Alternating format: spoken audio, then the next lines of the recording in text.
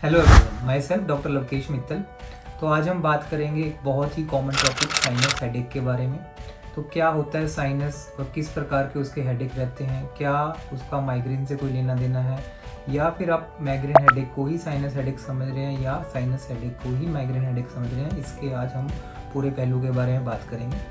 तो सबसे पहले जानते हैं साइनस क्या होता है। साइनस हमारे नाक के अंदर प्रवाह के लिए एक छोटे छोटे हवा के केंद्र जो भगवान ने बनाए हैं, उनका काम रहता है हमारी नाक की सफाई करना, ताकि जो भी हमारी एयर है वो छाती तक जाए, उसमें ह्यूमिडिफिकेशन हो, क्लीनिंग हो, कोई भी गंदा पार्टिकल वहाँ तक ना जाए। तो जो साइनसिस की लाइनिंग होती है, जिसको म्यूकोजा कहते हैं, उनके पास एक अपना एक टैलेंट होता है जिससे वो सेल्फ क्लीनिंग करते हैं, उसको हम साइनस कहते हैं। जो अक्सर लोग कहते हैं हमें साइनस हो गया, साइनस नहीं हुआ, उसको साइनसाइटिस कहते हैं। आइटिस जो किसी भी का पार्ट का हमारे शरीर में इन्फ्लेमेशन जब हो जाता है तो उसके आगे आइटिस लग जाता है। जैसे अगर ब्रोंक्यूल्स का हो जाए तो ब्रोंकाइटिस, कोलोन का हो जाए तो कोलाइटिस।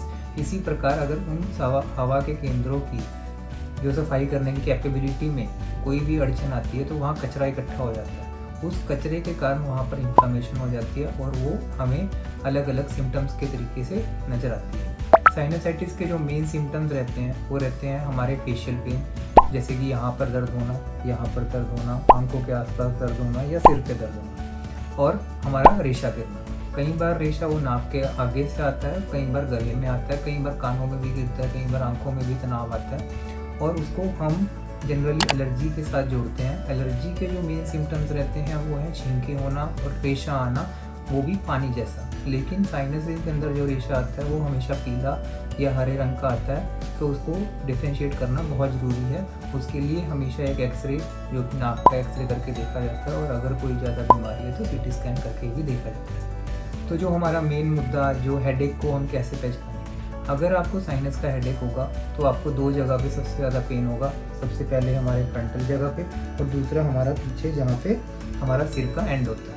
और अगर आपको माइग्रेन होगा तो हमेशा साइड में, एक साइड में यूनिलेटरल पेन होगा, कोई भी आपको पीछे दर्द नहीं होगा।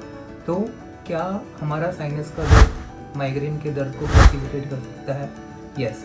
अगर आप साइनस से पीड़ित हैं, अगर आपको कोई भी नज़ला हो रहा है तो आपका माइग्रेन फैसिलिटेट हो सकता है। आपको ऐसा भी लग सकता है कि आपको कोहरा आ रहा है, लाइटनिंग हो रही है आपके सामने, और साथ साथ नाक भी बंद हो रही है।